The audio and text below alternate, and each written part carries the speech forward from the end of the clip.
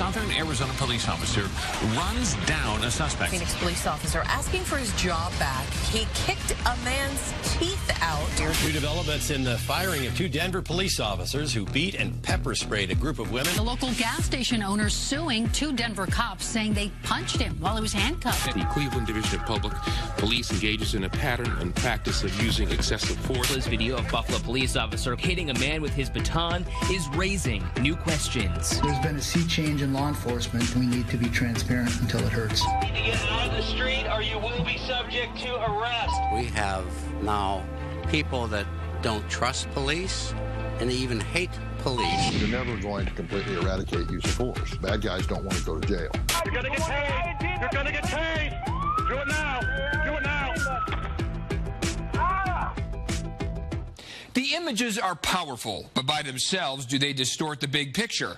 Good evening, everyone. I'm Eric Connert. Denver 7, along with 21 Scripps investigative teams and our national bureau in Washington, D.C., requested raw numbers from law enforcement agencies across the country.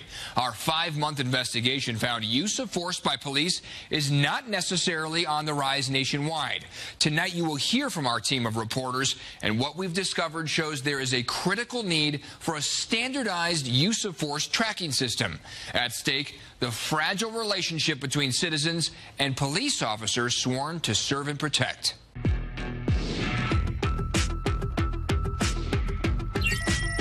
It is impossible to forget the last moments of Eric Harris's life. Tackled to the ground, then shot by Reserve Deputy Robert Bates. I think to myself, why did this have to happen, and how much longer will the citizens of America put up with it? Andre Harris is Eric's brother. Just because you got a badge and a gun, and you can, don't mean you should.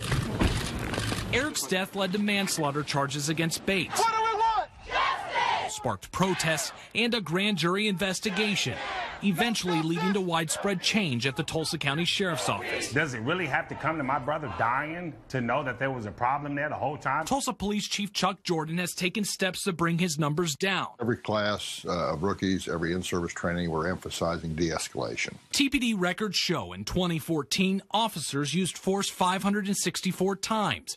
In the first 5 months of this year, 213. I think we're realizing that we don't have to be as heavy-handed, nor should we be as heavy-handed. Get on the ground, take your hands out of your pockets. Damn, with the gun, too, though. The guy got a gun. Wow, you're tough. You're a real tough guy. This deputy came armed with a canine and a gun after a group of men were stopped for hopping a lowrider in the middle of the street. I'm like, wow, like all this for hopping a car? I couldn't believe it. Why am I being detained for? Phone down now. Luckily, we had a video. So if we didn't have this video, we wouldn't be standing here right now. If at any point you're having a conversation with somebody, is it necessary to push them to the ground and hit them? Brandon Schreiber is the guy in this video getting shoved by Denver police officer Choice Johnson, whose 30-day suspension was recently overturned. The city is now appealing that decision. An officer who is trained, very well trained to manage situations far more intense than that, should not need to use that type of force. The reality is there are officers who use force inappropriately, and we need to deal with that. Then there was Tamir Rice. On November 22nd, 2014, the 12-year-old was shot and killed by Cleveland police. My son was a baby, you know, innocent, too young to even understand what's going on. Police can use deadly force where the police have probable cause to believe that the suspect poses a threat of death or serious bodily harm to the public or the police. This is terribly important. You know, police officers are given this awesome power to make arrests, to use force, and to take human life when it's legally justified. We ought to have data on that. There's no excuse for not having it. Over the past 5 months, our Scripps investigative team of reporters dug into the use of force records from police agencies across the country. Scripps discovered that more than half of the agencies show use of force is actually going down. with just a quarter on the rise. It's true in Overland Park, where police records there show a steady decline. Baltimore is one of those departments leading the downward trend in excessive force. And the Pima County Sheriff's Department may be headed for its lowest use of force for many years. Phoenix PD's self-reported use of force has stayed relatively flat in the last few years, from 451 to a high of 525. But compared to other large departments, is that good? Bad? Well, without reviewing every single incident, it's impossible to tell. For example, Detroit Police and the San Diego County Sheriff's Department each have about 1,000 fewer officers than Phoenix, but both have significantly higher use of force stats. Why? It's all in what they consider use of force. For the San Diego Sheriff's Department, in 2014, they counted 941 times when officers pointed a gun or taser. Phoenix Police reported none because they don't track that as a use of force at all. Police officers across the country and in our area know they're under increasing scrutiny. We don't shy away from being looked at. Local attorney David Robinson, a former Detroit cop, specializes in cases of force. The advent of the video, that has changed the way that the public sees police officers in action, but it hasn't changed police officers. About 99.9% of the time, we do it the right way. If there's something that we're doing wrong, we want the public to bring it to our attention. We don't want our officers behaving that way. Our officers don't want to work with officers who behave in that way. Tension between police and the public has been building for years. If people don't feel like the police are there to protect and serve them, who then do you call? Keisha Brown leads Baltimore's Civilian Review Board, one of more than 200 groups nationwide established to police the police. But as we've learned, each city has its own limitations. We can interview witnesses, other officers, but the accused officer, it's voluntary whether they participate in the process or not. It's an outdated philosophy that doesn't allow for true independent investigations. And it just takes, one unfortunate incident to sway someone's opinion, oftentimes forever, about his or her police department. Commissioner Kevin Davis says the relationship between police and the community they serve is not about percentages, rather, trust. Coming up, we reveal why some say police use of force information is less than reliable. Well, why is one agency capturing it one way, another agency capturing it another? That's a problem. I am not afraid of the stats. Bring them on. And later, if you can collect data on one side of the equation, you ought to be able to collect the other side. There's really no excuse for this. Discover what progress, if any, is being made to fix the problems when Focus on Force continues.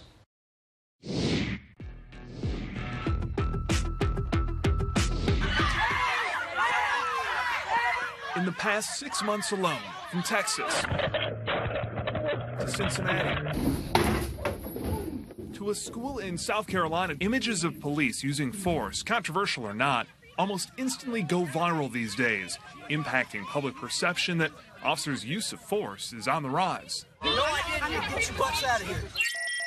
You must clear the street immediately. The national spotlight shined on Missouri in August 2014 when the fatal police shooting of 18-year-old Michael Brown in Ferguson sparked protests and rioting. Last year in Independence, no officer there fired a gun at a suspect, but the department does have a detailed record of other uses of force. I think it's very important to keep track so that the public knows that our officers are doing what they're supposed to be doing. Those 2014 records show Independence PD made close to 12,000 arrests. But the department documents show in only 105 of those cases, officers used force, or less than 1%. And only one Independence officer was dismissed from the roughly 200-officer department after an internal investigation of his conduct.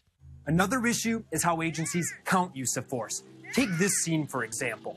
4 officers on 1 suspect. Some might count this as 1 incident, while other departments might count it as 4, 1 for each officer. Would I like to see some standardization? Yeah, I think it would be a whole lot simpler to look at the data and understand it. Well, why is one agency capturing it one way, another agency capturing it another? That's a problem. We need to have a national consensus on that, and right now it's not there. Professor Jeff Hines is a retired Phoenix commander who oversaw use of force investigations. He sees and agrees the stats need to be standardized. We all need to be on the same page so the public believes in what we're saying to them.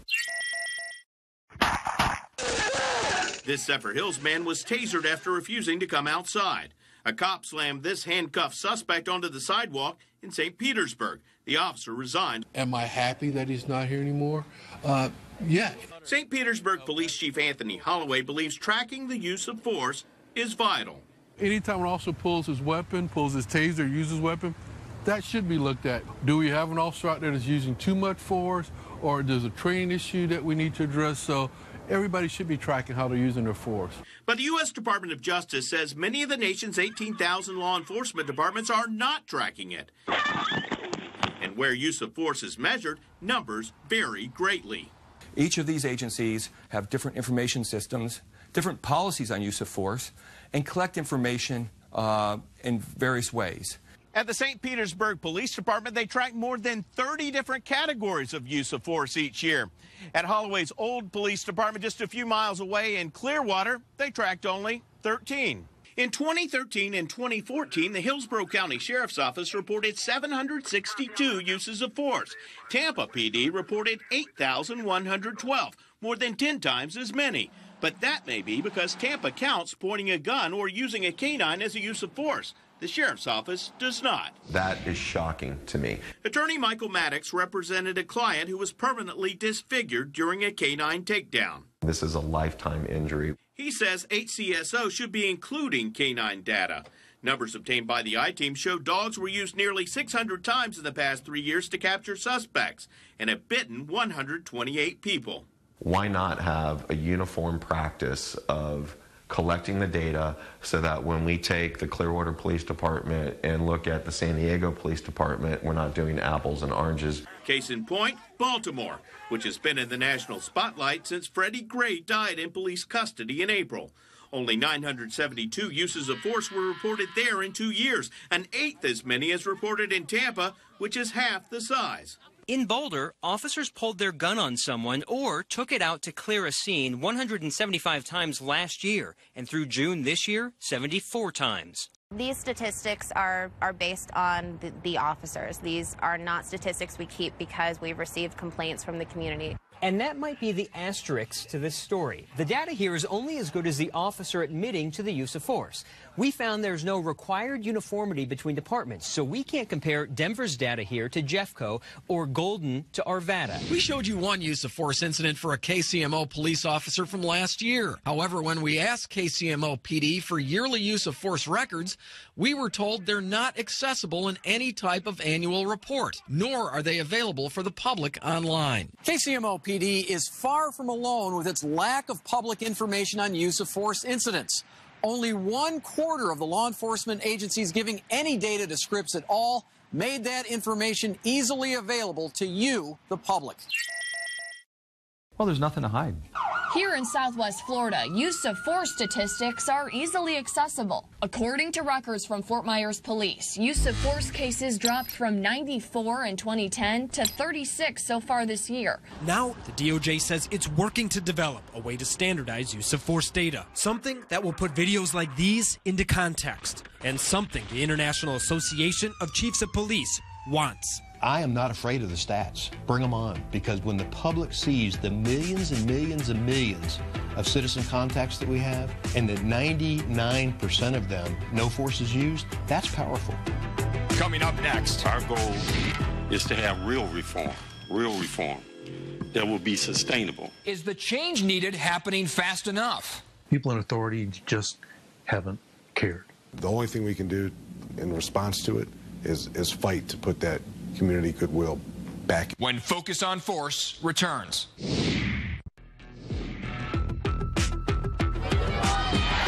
Amidst the public outcry, a call for reform and more transparency from police. In response to protests, lawmakers unveiled a handful of police oversight bills. Was that action provoked? Was this use of force justified? All the goodwill that you try to put into the bank every day of the week, 7 days a week, this police department is making deposits in our savings account, deposits in our checking account. But even if the department works to take 2 steps forward from such damaging video, it almost always seems more footage surfaces to push police 1 step back. The only thing we can do in response to it is fight to put that community goodwill back into that account. There's really quite a bit of momentum right now as a result of the events of the past year and a half. Douglas Weissman is the training section commander for Cincinnati Police and vividly remembers the riots of 2001. How you were taught to handle things in 2001 compared to what you're teaching now, how different is that? That's a really good question. Let me see your hands! It's the intensity has went up. We train more. There's a greater emphasis on de-escalation techniques. After 2001, we went into a electronic database system. It calculated patterns of conduct for us based on use of force reports. It was a new way of monitoring officers. Their every decision put into a computer, compared and analyzed. How many complaints do you have? What do they each say? What did you do? How many pursuits? How many tasings? So there's really been a lot of progress, and that's probably one of the best things that's happened. In May, Cleveland and the Justice Department reached a consent agreement that will oversee changes in the police department. Our goal is to have real reform that will be sustainable. This agreement is a major step in getting us to that point. We want all our officers to be trained because, again, there are components within crisis intervention training that officers can use in everything. Police officers here in Cleveland need to just look across Lake Erie to the city of Detroit for answers as to what it's like to deal with federal oversight of the department. And one thing Cleveland can learn from Detroit? They grow up being scared of the police. A city's journey through the winding road of a consent decree. Yeah, everything's good. Oh, yeah. We're not so used to seeing you guys like that. It was like, right? Scared us. In Detroit, that road has been going 12 long years. Sergeant Ruiz admits federal oversight has had a big impact on many officers on the force, now required to wear body microphones. Training has doubled. Having to qualify with our weapon every 6 months, as opposed to before it used to be every year.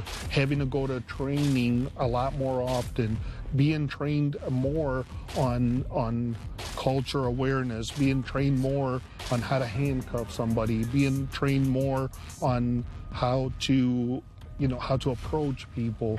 On Tuesday, the San Diego City Council gave the go-ahead to buy 144 more body cameras. The department claims everyone's behavior improves when they know they're being recorded. Officers want to use force as a last resort.